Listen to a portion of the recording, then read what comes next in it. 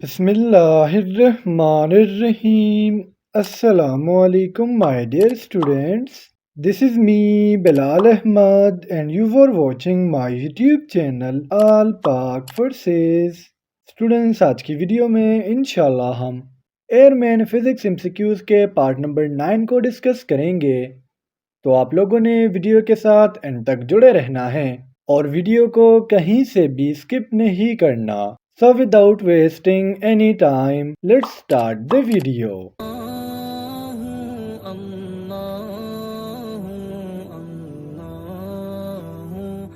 First MCQs है in Ohm's law V is equal to blank. Ohm's law में students V हमारे पास बराबर होता है IR के। V हमारे पास वोल्टेज है, I करंट है और R रेजिस्टेंस है। अब अगर हम ओहम्स लॉ के स्टेटमेंट को देखें तो ओहम्स लॉ ने हमारे पास एक ऐसा फॉर्मूला दिया हुआ है जो किसी भी इलेक्ट्रिकल सर्किट में करंट, वोल्टेज और रेजिस्टेंस के दरमियान एक रिलेशन को फाइंड करता है। एमसीक्यूज नंबर 2 है हमारा speed of sound in air at normal temperature is. देखिए स्टूडेंट्स, इससे पहले अगर आपने मेरे फिजिक्स का प्रीवियस पार्ट देखा हो तो उसमें हमने ये कहा था कि speed of sound in air वो हमारे पास 350 मीटर पर सेकंड है। अब अगर टेम्परेचर नॉर्मल है तो उस टाइम पर साउंड की जो स्पीड है एयर में वो हमारे पास होता है 340 मीटर पर सेकंड। और अगर हम 0 सेंटीग्रेड पर बात करें तो फिर स्पीड ऑफ साउंड वो हमारे पास 330 मीटर पर सेकंड है। तो ये 3 वैल्यूज़ है जो आपने याद रखनी है। नॉर्मली 350 मीटर पर सेकंड होता है या इसे 343 मीटर पर सेकंड कंसिडर किया जाता है। नॉर्मल टेम्परेचर पर 340 मीटर पर सेकेंड और 0 डिग्री सेंटीग्रेड पर 330 मीटर पर सेकेंड। एक्सक्यूज नंबर 3 है हमारा मैस ऑफ अर्थ इज। अर्थ का टोटल मैस कितना है?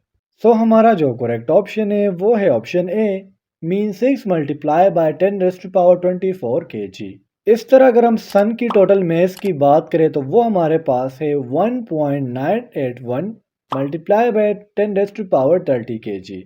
और अगर हम मून के मेस की बात करें तो वो हमारे पास है 7.34 multiply by 10⁻22 kg। Excuse number 4 है हमारा there are how many theories of light.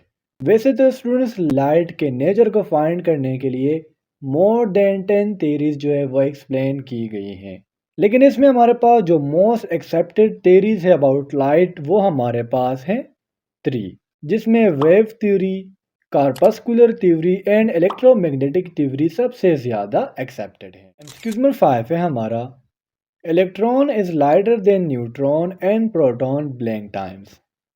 देखिए स्टूडेंट्स, अगर मैं कहूँ कि हमारे पास एक एटम है, एटम के इर्द गिर्द हमारे पास होते हैं शेल्स। ये एटम का हमारा न्यूक्लियस है। इस न्यूक्लियस में होते हैं न्यूट्रॉन्स एंड प्रोटॉन्स और इस ऑर्बिट्स में हमारे पास होते हैं इलेक्ट्रॉन्स।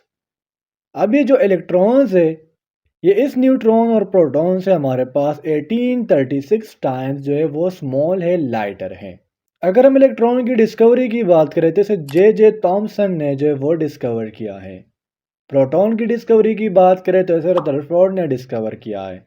और अगर हम न्यूट्रॉन की बात करें तो इसे चार्ल्स ने for the first time discover किया हुआ है। एक्सक्यूज नंबर 6 है हमारा quantity of matter in a body is called. तो बेसिकली ये हमारे पास क्या है, ये मैस की डिफिनेशन है। तो हमारा जो करेक्ट ऑप्शन है वो है ऑप्शन डी। अब अगर हम मैस की यूनिट की बात करें तो वो हमारे पास है किलोग्राम, जिसे हम सिंपली केजी लिखते हैं। और अगर हम मैस की क्वांटिटी की बात करें कि ये कौन सी क्वांटिटी है तो ये हमारे पास एक स्केलर क्वांटिटी है। एक्सक्यूज नंबर 7 है हमारा the value of g is highest on.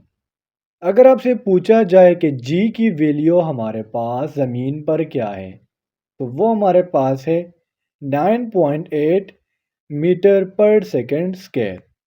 और अगर आपसे पूछा जाए कि जी की वैल्यू हमारे पास मून पर क्या है तो वो हमारे पास है 1.62 मीटर पर सेकंड स्क्वायर। और जी की वैल्यू सबसे ज़्यादा है जुपिटर के ऊपर। जुपिटर के ऊपर जी की जो वैल्यू है वो हमारे पास है 24.79 मीटर पर सेकंड स्क्वायर। एक्सक्यूज नंबर 8 है हमारा resistance is a position to flow of current. तो हमारा जो करेक्ट ऑप्शन है वो है ऑप्शन ए, रेजिस्टेंस हमेशा जो ये करंट को क्या करता है, जो करंट का फ्लो है उसे रेजिस्ट करेगा। अगर हम रेजिस्टेंस की यूनिट की बात करें तो वो हमारे पास है ओहम, और अगर हम करंट की यूनिट की बात करें तो वो हमारे पास है एम्पेयर। एक्सक्यूज नंबर 9 है हमारा, which charge is present on beta raise. ये एमसीक्यूज आपके एग्जामिनेशन पॉइंट ऑफ व्यू से बहुत ज़्यादा ज़रूरी है, इसे स्टार मार्क कर लेना।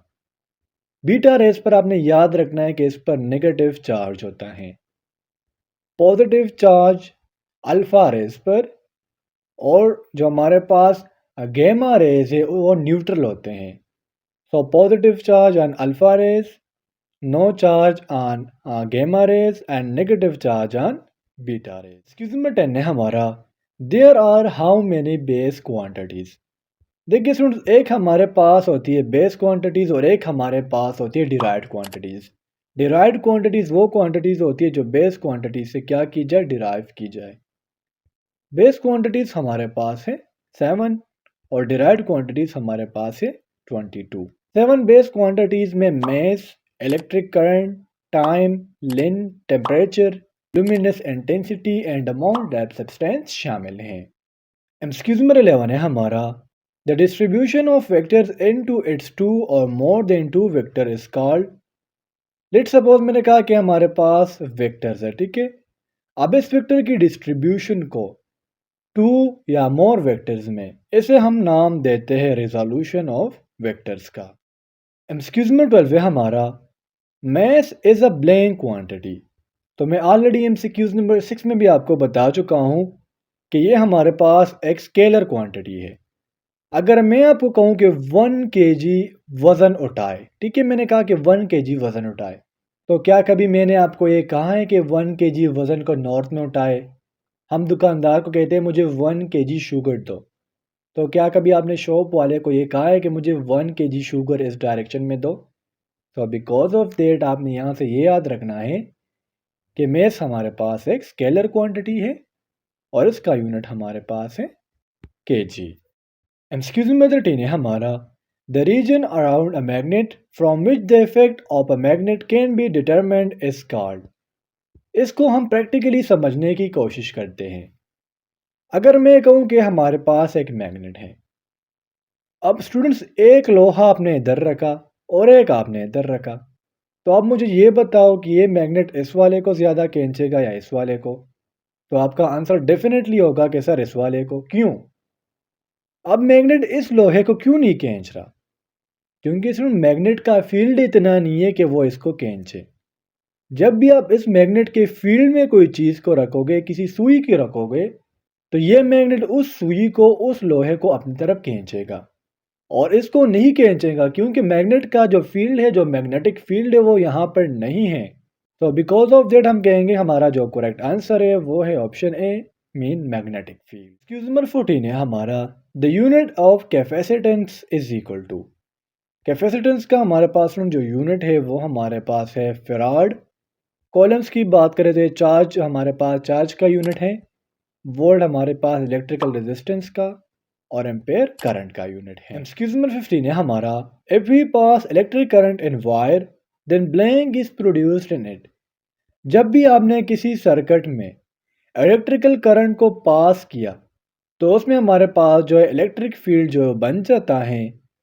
तो हमारा जो करेक्ट ऑप्शन है वो है ऑप्शन ए।